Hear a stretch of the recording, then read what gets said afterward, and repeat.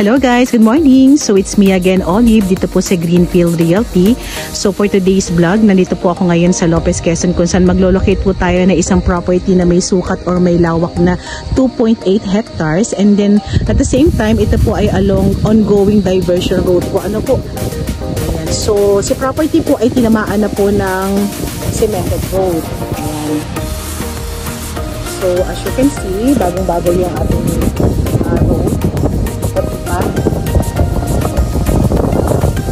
And then si property po ay mayroong nasa 150 meters na frontage dito sa may pinakakalsada po. Ano po? So napakagandang property yung ilolocate natin for today. Ayan, so bago tayo mag-ikot, siyempre po as always, paki-like, paki-share and subscribe sa ating YouTube channel. And then pakipindot yung ating notification bell para updated po tayo dun sa mga properties na ibablog po natin. Ayan, so napakagandang property. Dito lang po ito sa Lopez. So ikutin na natin si 2.8 hectares. Let's go.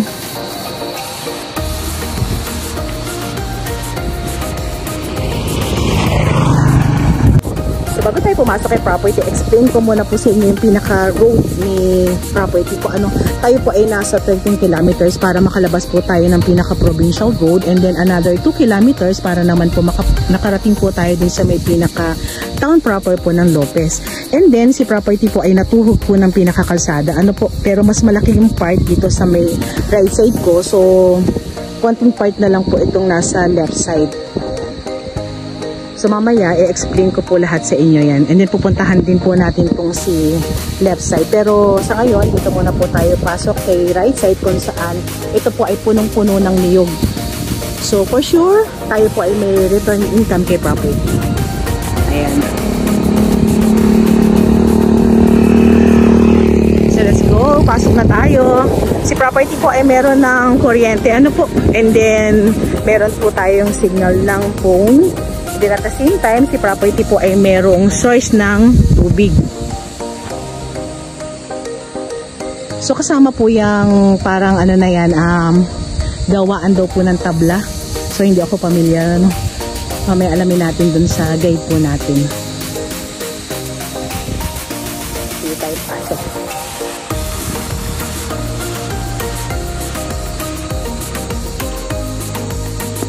Si 2.8 hectares po ay punong-puno ng niyog. And then, siya po ay nasa flat area, itong pinakaharapan natin. And then, medyo magkukonting slope lang po tayo. Pero napaka-gradual naman niya. So, okay na okay din po ito sa mga buyers po natin na medyo may edad. So, hindi sila hihiraping ikutin si property. Pero, kung mapapansin niyo po yung mga parang bricks na yan, so medyo malalim tayo ng konti sa kalsada, pero konting-konti lang po. Ano po? And then meron naman tayong dadaanan if ever po. Ano po, ayan. So kasakop naman yan kay property, so pwede natin dito idaan ang ating sasakyan.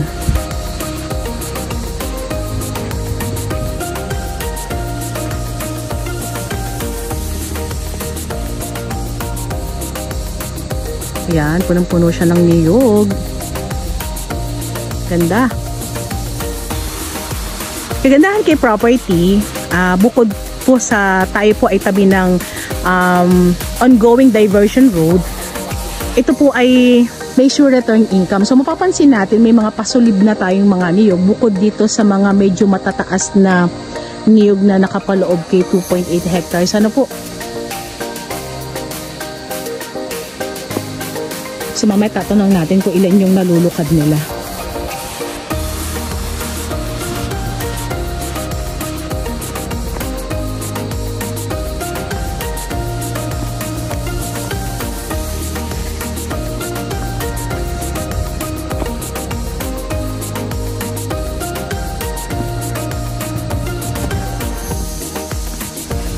Yan, ikot tayo. Ang sarap mag-ikot pagka ganitong klase ng mga tayo ng lupa. So, hindi tayo masyadong hirap ikutin si property. Ano po? Tingnan nyo naman kung gaano kaganda yung ating mga niyog. May puno tayo ng santol. So yan pa lang yung nakikita kong fruit bearing dito kay property. Nandito pa lang naman tayo sa may pinakabungad. And then may mga saging din tayo nakapaloob kay property.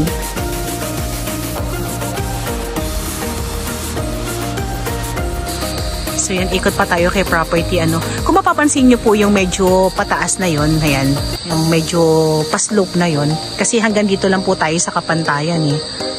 Ayan. So dito lang si 2.8 po. Pero yung kabila na yon, yung pataas na yon, is binebenta rin po yun at yun ay may sukat na 3.7 hectares kung saan iisa po ang nagmamay-ari.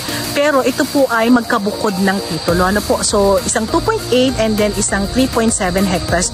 So kung medyo nabibihitin pa kayo kay 2.8 hectares, pwede nyo pa rin namang i-avail si 3.7 hectares. Ayan, para medyo malaki-laki na rin po yung inyong masasakupan na farm. Pero kung sakaling i-avail nyo po both, ayan, mas makakamura po kayo. So, nasa description box po namin yung pinaka-details about dun sa pricing po kung sakaling ipapackage nyo na po si 2.8 hectares and then si 3.7 hectares. So, dyan po yan sa may part na medyo mataas na po. Pero, slope lang naman. Tapos, pantayan na po yung pinaka-taas niya. Kagandahan lang naman dito po kay property, punong-puno siya ng niyog.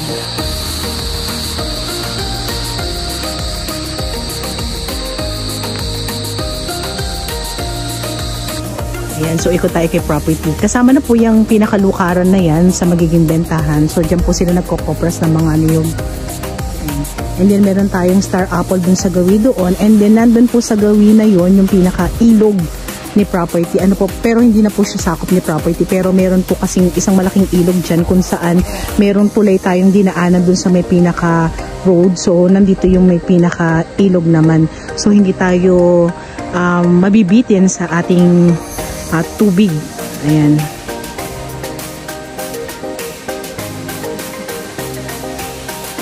May puno tayo ng mangga. Ayan, laki.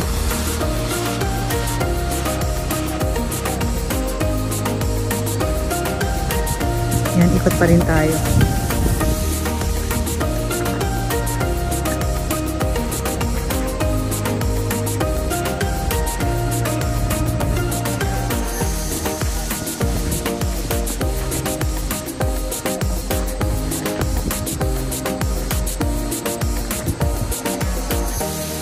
Lapit tayo dun sa may pinaka ilog para makita natin.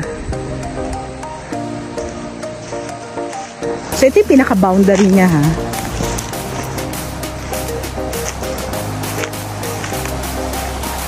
Ayan.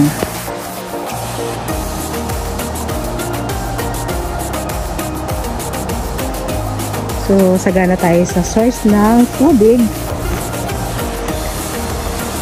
And then ito po yung pinaka sinasabi ko po sa inyong tulay. Ayan. Diyan kami nagdaan kanina papunta kay property. So isang malaking tulay yan.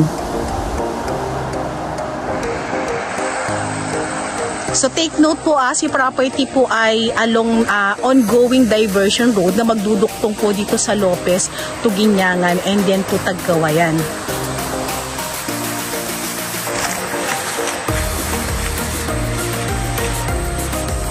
Ongoing na po yan. Mayroon na po siyang pondo. So recently po nakausap namin kasi yung kapitan dito sa may lugar na to. So na-explain po niya na nailabas na yung pondo para po sa gagawing road.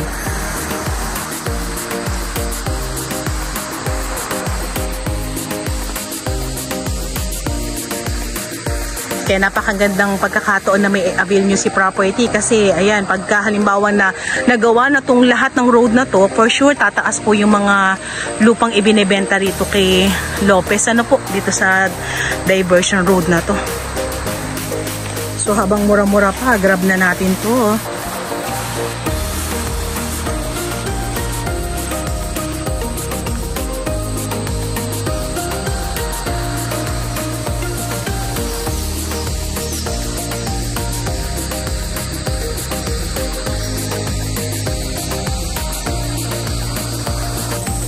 Ayan, so ikot pa rin tayo kay property. Ayan. So si 2.8 hectares po ay naglalaman ng nasa halos 400 kapuno ng niyog. And then kanina po kausap po namin yung naglulukad dito. Ito daw po ay nag-ani, nasa pera na po So nag-ani siya last time ng nasa 15,000 pesos. Yung bali naging neto po nung property. Ano po? So bukod pa po yung ating 3.7 hectares kung sakaling i-avail nyo, iba pa po yung nilulukad nun.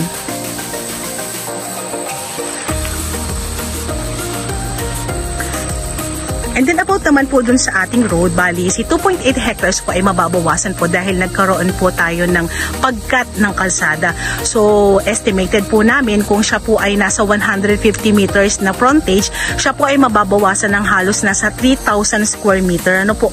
So medyo malapad po kasi yung road nito dahil ito nga po ay diversion road. So estimated po namin nasa 16 to 20 meters po yung lapad ng road po natin.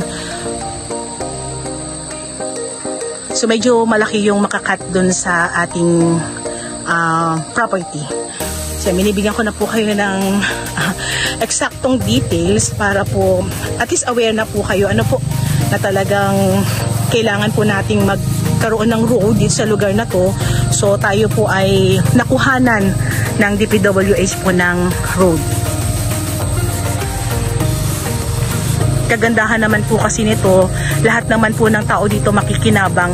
And then kagandahan po kasi nito, diversion road po kasi tayo.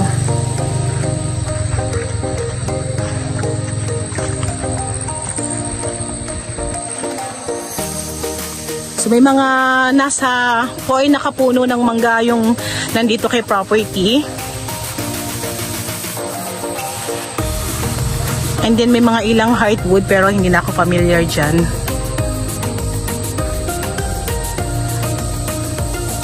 And then si property po ay TCT title. Ano po? And then buhay po ang mga may-ari nung dalawang farmlet na binablog natin for today. Isang 2.8 hectares and then isang 3.7 hectares. Pero good thing naman po kasi kung halimbawa na si 2.8 hectares lang po ang kaya nyong bilhin. So okay lang naman po. Pero kagaya po ng nasabi ko, mas makakatipid po kasi tayo kung i-avail natin both. Pero kung ang budget po natin ay 2.8 hectares lang, ito po ay katabing-katabi po ng ating diversion road. So nasa likuran po ni 2.8 hectares si 3.7 hectares.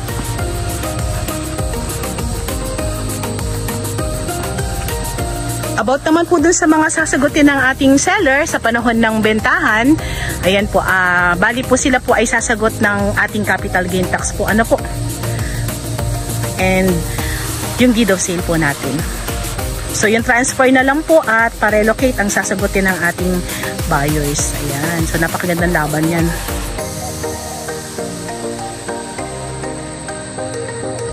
Ayan, balik tayo dun sa may pinaka-road kasi may explain pa naman ako sa inyo about dito naman sa part ng kaliwa. Ayan.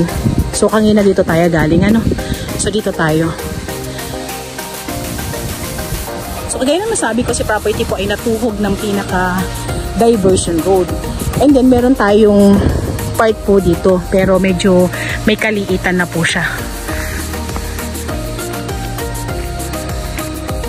So sakop po ito dahil ito po ay dating old road kung saan may tulay doon. Pero dahil nga po ito po ay ginagawang diversion road, so nilipat na po dito. Ano po? And then ayun na po yung pinakatulay natin. So ito magandang suggestion ko ha. Marami po kasi nag-a-avail dito sa Lopez ng mga sinasubdivide na lupa. So ito pa pwede natin isubdivide. Mga tig to 200 square meter. Tayuan ng bahay or pwede rin po tayo mag-business dito. Lalo pag marami nang dumadaan ng mga sasakyan dito. Pag nagawa na po yung ating road, naku, pwede dito business. May mga kaimito and then maraming mahogany. Ayan. Pwede rin mag-alaga ng mga baboy. Ayan o, meron.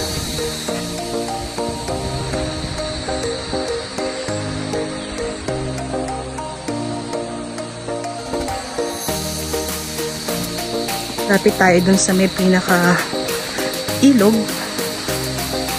So may ilog din dito sa part na to. Bali ito po kasi yung ilog na to, ito yung nagsusupply ng tubig dito sa barangay na to. Ang ganda. Daming fruit bearing dito. Ayan po, kitang-kita natin.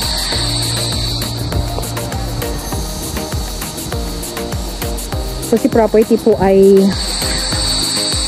napakagandang i-avail kasi good for business. Ayan, at the same time, syempre po, meron kayong ganong kagandang farm. Syempre, lalo pag nabuksan na itong diversion road po natin na to.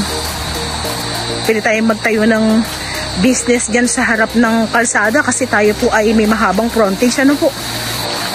So, hanggat mura i-avail nyo si property.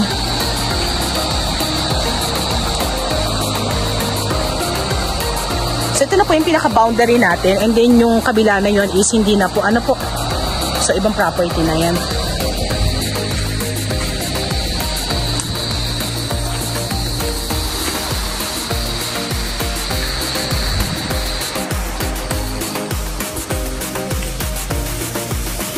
Ayan. So, kung susakatin ko yung pinaka lapad nitong kabilang property, ayan, kung saan nandun yung pinaka-ilog natin and then andin yung pinaka-kalsada natin. So, I think nasa 50 meters po yung lapad niya. Ano po? And then, 150 meters naman po yung haba. So, okay na okay pang pagtayuan ng bahay. Medyo malapad pa siya, oh. And then, mahaba.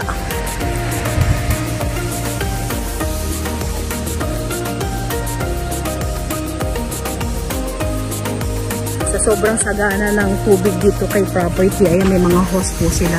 So, hindi nila kailangang magtabo kung tawagin. Kumbaga ay iigib pa.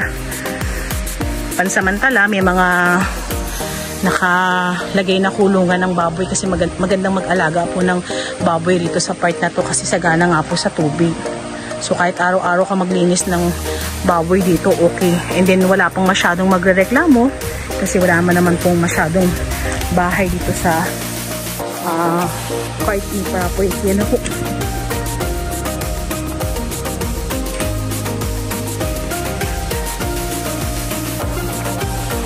So, lapitan natin yung bahay. Bali, itong bahay na to kasama pa rin po sa magiging bentahan, ha? Ayan.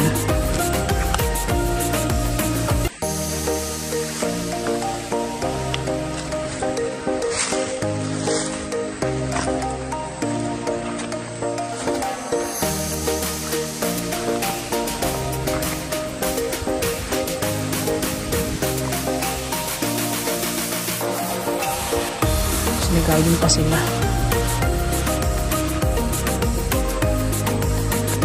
Bali, hanggang doon po yung ating frontage sa pangalawang kuryente na yon. So, sakop pa rin po yan. Kahabaan na yan. Ito, sakop to. Hanggang doon po yan sa may pinaka end nung tulay. Or I mean yung start ng tulay. Ayan.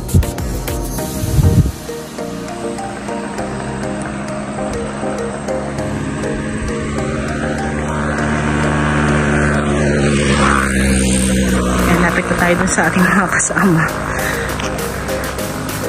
Bali, ulitin ko lang po, ito po ay along ongoing diversion road po, ano. So, napakagandang property. Kung sakali po magustuhan nyo si property, ayan, meron po kaming WhatsApp and Viber na nasa taas ng inyong screen. So, message nyo na po kami agad-agad for reservation po, ano po. And kung meron po akong hindi nabanggit about this property, meron po kaming description box sa baba. So, click nyo na lang din po yun.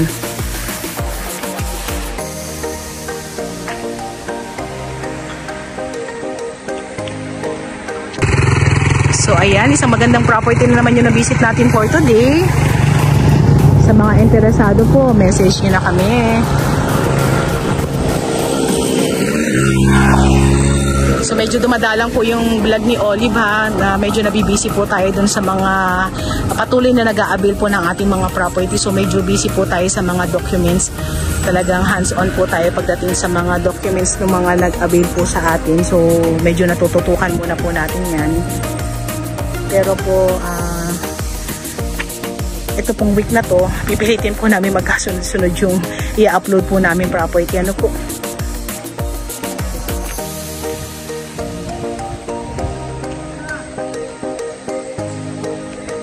So, ayan.